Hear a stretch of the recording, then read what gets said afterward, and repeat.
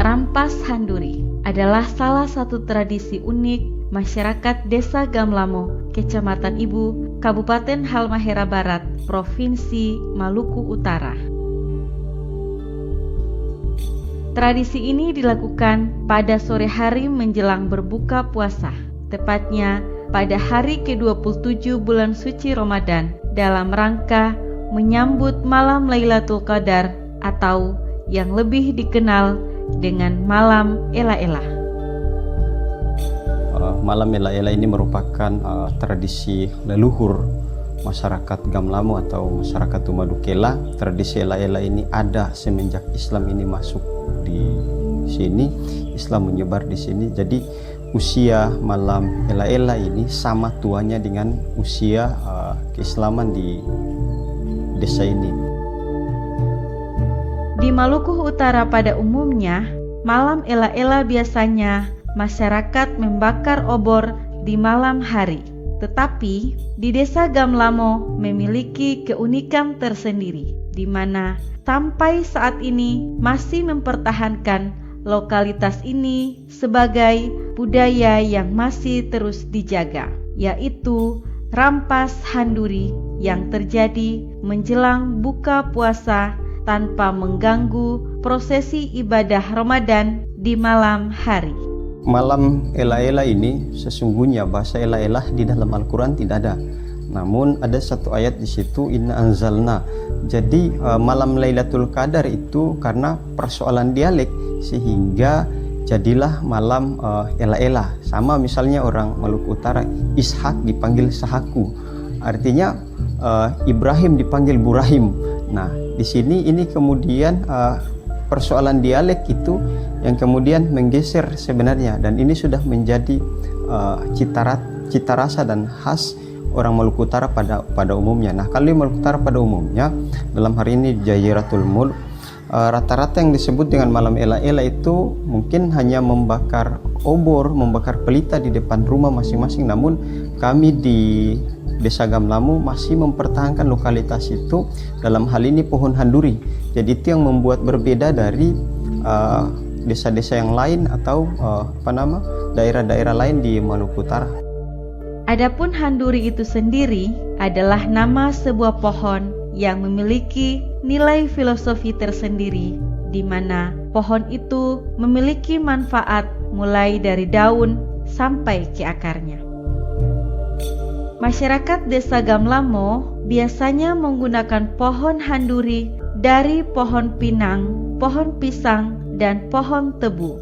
Sebenarnya pohon apa saja bisa digunakan selama pohon itu mempunyai manfaat dari daun sampai ke akarnya.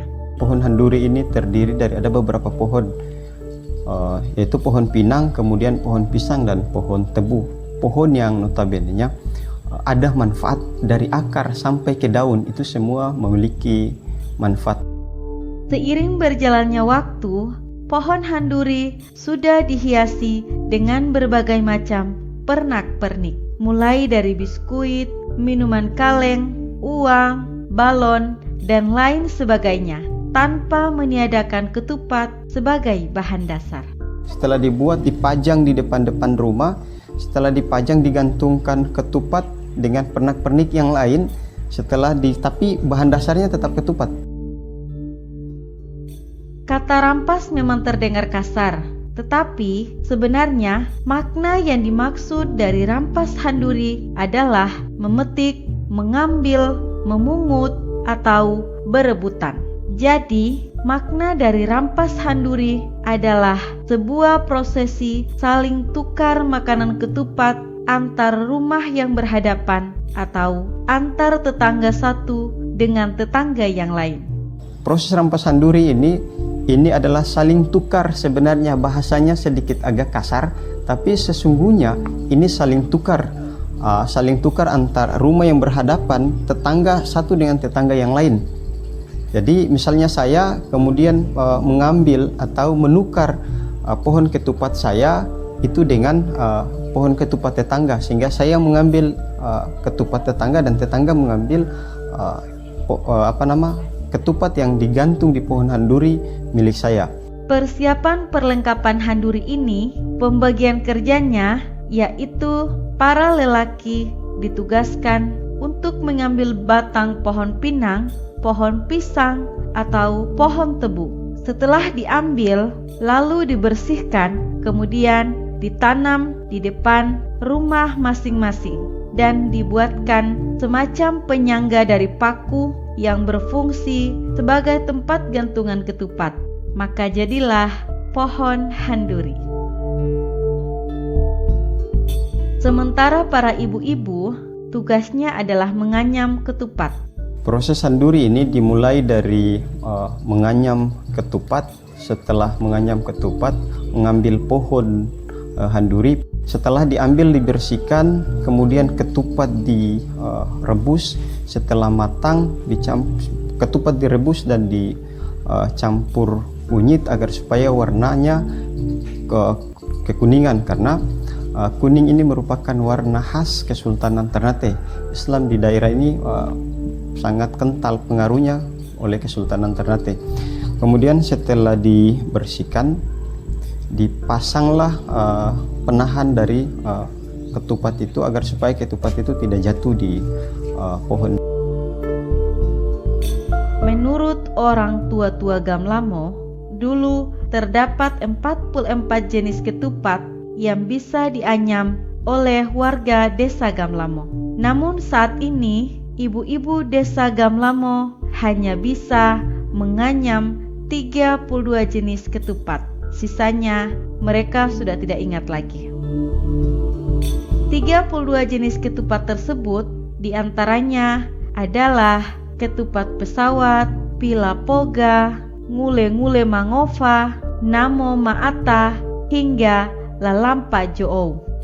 Jumlah ketupat ada 44 bentuk yang mampu dianyam oleh masyarakat Gamlamo. Di 44 bentuk di sini ada bentuknya seperti peralatan dapur, kemudian ada bentuknya seperti ikan, kemudian ada bentuknya seperti buah manggis, kemudian ada bentuknya seperti pesawat, dan masih banyak lagi bentuk-bentuk. Namun sampai saat ini kurang lebih 12 bentuk ketupat, 12 macam ketupat itu yang telah hilang. Jadi kurang lebih tinggal 32 bentuk. Sampai di tahun 2023 ini hanya ada 32 bentuk yang kami jumpai. 32 bentuk ini pun sudah sangat spektakuler menurut saya. Nah, di beberapa daerah saya sudah mencoba untuk menjelajahi paling 2 atau 3 bahkan 4 ketupat, namun tidak sampai di angka yang spektakuler. Jadi menurut saya ini merupakan anugerah yang sangat luar biasa bagi saya, anugerah kreativitas yang Sang Maha Rahman menitipkan, memberikan kepada masyarakat desa Gamlamo. Juga penjumlahan ketupat itu tuh sebenarnya tuh 40 ampa. Tuh 40 ampa itu ketupat, cuma bilang dulu itu ketupat apa produksi itu sudah tahu bikin sudah. Tapi ketupat itu memang ada. Ketupat itu nama-nama ketupat itu pertama ketupat nanas, kedua ketupat nomi, terus namanya GPGP bilang ketupat gata-gata itu, ketupat nyawa mangola, terus ada ketupat uga maloa, ketupat ini bilang nyako-nyako tuh. Habis itu ketupat leper. Ketupat leper, terus ada ketupat lulu mangova, ketupat pila poga, terus ketupat Makassar, ketupat bawang-bawang, ada ketupat tas, ada ketupat guraka, terus bilang ketupat bulan itu atau aramabela, ada juga ketupat bilang ketupat pesawat juga ada di situ. Kemudian ada lagi ketupat terabila gosi. Habis ketupat manggis atau ketupat itu ketupat mahkota,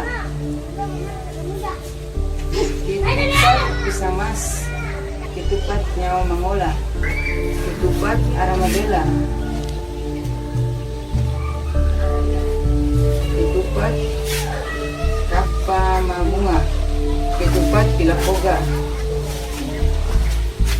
ketupat burung biasa, ketupat kokobo perempuan, ketupat kokobo yang laki-laki, ketupat guraka, ini ketupat pesawat, ketupat namakan namu mata, ketupat morowilo, ketupat jari tangan, ketupat Makassar, ketupat Ugamaloa, ketupat leper, tahu sendok. Ini ketupat nyawa mangul apa? Jauh. Ketupat manggis. Dan ini ketupat tas. Ketupat bantam. Pasti semua perlu ini. Ketupat bawah. Yang ini ketupat burung masofo. Yang ini tarabilagosi. Ketupat gepe-gepe. Ketupat ikan nonomi. Yang gepe-gepe kasih bakar ikan. Setiap jenis ketupat ini memiliki arti filosofi tersendiri. Nah, malam Ela-Ela ini adalah malam ke-27 Ramadan, dan di malam ke-27 Ramadan itu semua masyarakat sebelumnya di malam ke-25 sudah melakukan persiapan-persiapan dalam hal ini menganyam ketupat. Nah, ketupat di desa ini mampu dianyam sampai dengan 44 macam atau 44 bentuk ketupat. Nah, ketupat ini dari 44 macam atau 44 bentuk ketupat itu memiliki makna dan filosofi. Secara angka 44 ini menurut tetua orang Gamlamo, mereka lebih banyak menggunakan bahasa-bahasa simbol. Artinya apa? 44 ketupat ini pertanda atau mengingatkan kepada kita bahwa 44 ini adalah angka yang dipakai, angka simbolis yang dipakai untuk mengingatkan kita 44 hari proses kejadian manusia. Nah, 44 hari proses awal kejadian manusia, kemudian 44 hari kemudian proses menjelang sakratul maut, dan 44 hari kemudian proses setelah sakratul maut. Artinya proses setelah sakratul maut ini ketika kita sudah berada di dalam kubur, sehingga terjadi perubahan anggota tubuh ini ketika kita berada di dalam kubur. Jadi sama persisnya proses kejadian manusia di dalam kandungan, kemudian proses 44 hari di dalam kubur ini, sehingga makna secara filosofi ini yang perlu kita dalami. Setelah selesai memasak ketupat, ketupat tersebut kemudian digantung di pohon handuri yang sudah berdiri kokoh di depan rumah warga, lalu ditambahkan dengan berbagai pernak-pernik. Menjelang buka puasa adalah waktu yang ditunggu-tunggu. Semua warga desa Gamlamo keluar rumah menghampiri pohon handuri, mulai dari anak-anak kecil sampai kakek-kakek sekalipun. Begitu antusias menunggu prosesi rampas handuri ini.